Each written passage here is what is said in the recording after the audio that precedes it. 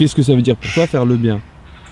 Pour moi, faire le bien, vraiment, dans ma jauge du bien, c'est de me dire que si on est tous sur cette terre, c'est pour une raison, à la fois dans notre individualité, mais dans notre collectivité.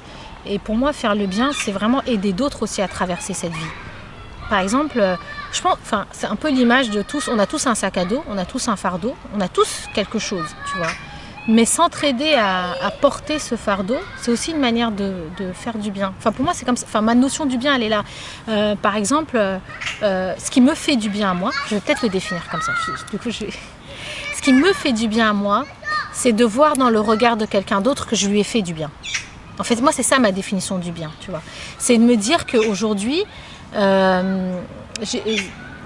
c'est tout con, hein, c'est peut-être un acte anodin, mais par exemple, me dire qu'aujourd'hui, j'ai pu accompagner une personne à faire imaginons une tâche administrative quelconque, hein, parce qu'elle avait une galère quelconque. Imaginons, prenons la tâche la plus banale de notre vie, aller remplir un formulaire dans une structure. Mais la personne, pour elle, c'était un fardeau parce qu'elle avait peut-être pas la compréhension de la langue. Elle avait peut-être que ce papier-là débloquait tout un processus dans sa vie, tu vois. Alors que nous, c'est l'acte le plus banal. Et accompagner une personne pour remplir ce document, qui pour nous, c'est pas un acte de vie ou de mort, c'est pas un acte de famine, c'est pas un acte de machin, mais accompagner et faire le bien pour quelqu'un, pour une personne, sur un petit acte anodin, pour moi, c'est ça la notion du bien. Tu vois, c'est pas la notion de se retirer dans un monastère, de se détacher, d'être loin de tous les péchés capitaux, d'être loin de la société, d'être reclus et retiré pour la religion. Pour moi, ça, c'est un autre péché capitaux, c'est d'être égoïste en fait. C'est d'être égoïste, c'est-à-dire qu'on n'est pas dans un processus, on va se faire du bien individuellement, mais pas le bien collectif. Tu vois ce que je veux dire ? Certes, on meurt seul, certes, on est seul, mais on ne traverse pas seul, d'une manière ou d'une autre, tu vois. Par exemple, je dis pas d'être, tout le monde n'est pas une bonne sœur, ou tout le monde n'est pas dévoué à la cause de la communauté, ou tout le monde, mais juste se dire que on peut mutuellement tous se soulager de quelque chose. C'est ça en fait, ça peut créer une chaîne de bien. Enfin, je sais pas, c'est peut-être quelque chose de philosophique ou de naïf ou autre, mais c'est un peu ma définition personnelle de ce qu'est le bien, tu vois, vraiment. Et c'est ce qui fait aussi que je suis engagée sur pas mal de choses, ce qui fait que je peux sortir à 4h du matin parce qu'une personne m'appelle parce qu'elle est en galère, ce qui fait que souvent on m'appelle la fille en mission. Je passe ma vie en mission, mais c'est vrai. Je suis littéralement dans les 4 coins de Paris, ou 4 coins de la ville, ou 4 coins de machin. Et je suis pas du tout quelqu'un qui est sur la veuve ou l'orphelin, pas du tout, tu vois. Je suis pas sur des choses... D'ailleurs, souvent, c'est ce qu'on dit dans ma langue, c'est le bien que tu as fait de cette main, il faut pas que l'autre main, là, ce que tu fais de la main droite, la main gauche doit pas être au courant, tu vois. Donc, du coup, pour moi, c'est des choses anodines que naît le bien, vraiment. Tu vois, c'est accompagner une personne sur un acte anodin, c'est la définition du bien. Et je pense que si chacun de nous, de manière, j'ai envie de dire spontanée, prenait 1 minute de bien, je pense qu'on pourrait déjà régler des petites choses. Peut-être pas les grandes guerres, peut-être pas la situation du Moyen-Orient, peut-être pas la situation africaine, mais beaucoup de choses, mais vraiment réellement beaucoup de choses. Et souvent, la personne la plus malheureuse est la personne qu'on a devant les yeux qu'on ne voit jamais. Pourquoi ça existe les méchants ? Parce que les méchants existent, parce que selon notre repère du bien et du mal, on les a catalogués dans le méchant. Et ça se trouve, ce méchant-là, il est bien pour quelqu'un d'autre en fait. Pour moi, c'est encore une fois une notion de mot et une notion d'échelle ou de référentiel, tu vois. Et souvent c'est ce que je définis avec une amie. Je lui dis, mais si toi tu l'aimes pas parce qu'elle t'a fait du mal, non, elle m'a rien fait en fait. Tu vois, moi je la vois pas comme une méchante dans ma perception et dans mes mots.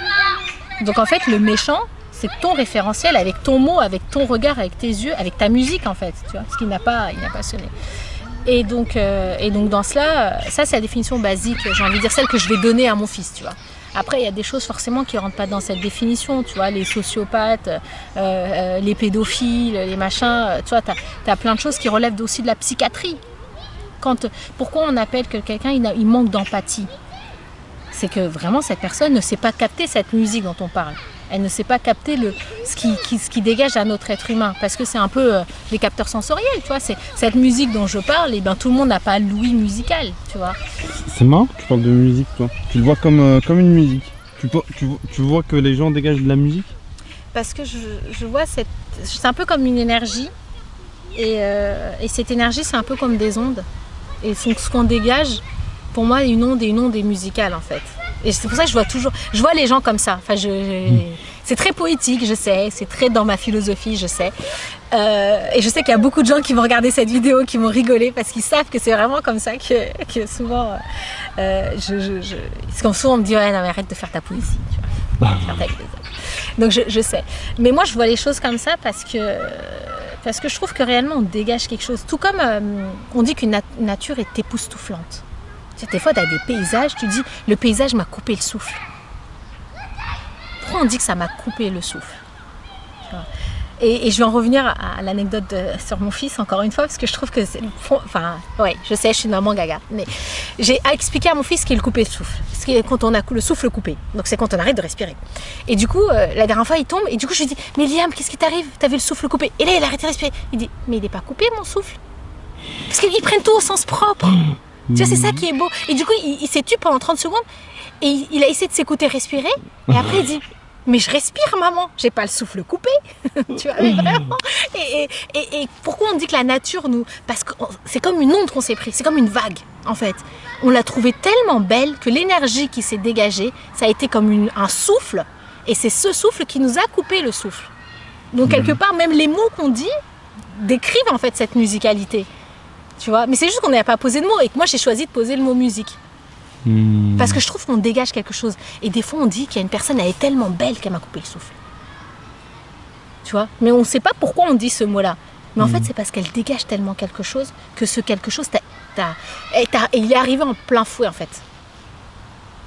Tu vois, l'aura, la musicalité, ou ce qu'on peut dire, ou l'énergie, et ben, c'est arrivé comme ça. Qu'est-ce qui fait, selon toi, la beauté de quelqu'un? Pour moi, vraiment, c'est ce qu'elle dégage. C'est cette aura. C'est ce souffle. Parce que, comme disait ma grand-mère, si tu fais du mal, ça marque ton visage. Donc une personne qui n'a pas le visage marqué, une personne qui à 60 ans, sans chirurgie, sans tout ça, hein, une personne qui à 60 ans garde une certaine nour, tu vois, une certaine aura, en fait, c'est ça sa beauté, en fait. C'est une personne qui est capable, tu la regardes comme ça, tu la regardes dans les yeux, tu la regardes dans l'âme, tu dis, mais souvent on dit, mais je sens de toi que tu es quelqu'un de bien, mais ça n'a pas de sens, t'as pas une mesure du bien, genre, attends, t'as 3 seaux de bien, c'est bon, toi tu pèses 3 seaux d'eau de bien. Tu peux pas dire ça, tu dis, tu sens, parce que c'est ce qu'on dégage.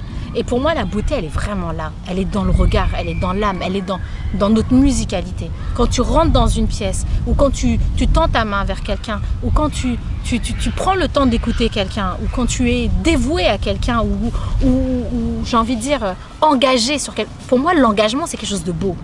Parce que l'engagement, c'est un sacrifice. Donc ça veut dire que j'ai décidé, moi, de sacrifier quelque chose, un temps, une heure, une journée, un objet. J'ai sacrifié quelque chose. Donc en fait, la beauté, elle est là. C'est de se dire qu'on est en capacité de se détacher de beaucoup de choses. Tellement que ça se voit sur notre visage. La beauté, elle est associée au détachement? En fait, quand on est trop attaché à beaucoup de choses, par exemple, imaginons que je suis quelqu'un d'attaché aux objets. Quand l'objet va se briser, tu vas le voir sur mon visage, je vais être triste.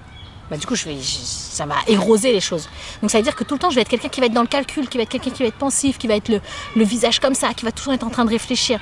Donc du coup, ça met un voile sur quelque chose. Par contre, si tu es détaché, que tu prends les choses, non pas avec simplicité dans le sens simplet, dans le sens idiot du terme, mais dans le sens simple, dans le sens c'est cassé, c'est pas grave. Du coup, je crispe pas mon visage, je crispe pas mon aura, je crispe pas mon énergie. Tu m'as fait ça, c'est que tu n'avais pas d'autre alternative. Non pas de manière naïve, dans le sens, ouais, faites-moi du mal, de toute façon, vous n'avez pas le choix. Non, c'est que cette action, la manière dont je vais absorber ce sentiment, la manière dont je vais encaisser ce moment-là, c'est moi qui vais faire le choix s'il va être absorbé de cette énergie, donc qui va ressortir sur mon corps d'une manière ou d'une autre. On dit par exemple, quand je traverse une situation, on va dire t'es amaigri, qu'est-ce qui t'est arrivé, tu as encaissé quelque chose, parce que c'est la manière dont on absorbe les choses. Et donc en fait ce détachement, c'est ça, c'est pas le détachement dans le sens qu'on peut l'utiliser de manière courante, oui je suis quelqu'un de matérialiste, de pas matérialiste, non, détachement dans le sens vraiment pas spirituel, mais je sais pas comment, tu vois, par exemple, j'ai plus les mots. Désintéressé, total, voilà. sans attente, C'est sans... ça, mais pas dans le sens naïf du terme, mais vraiment dans le sens naturel du terme. Je vois, je vois.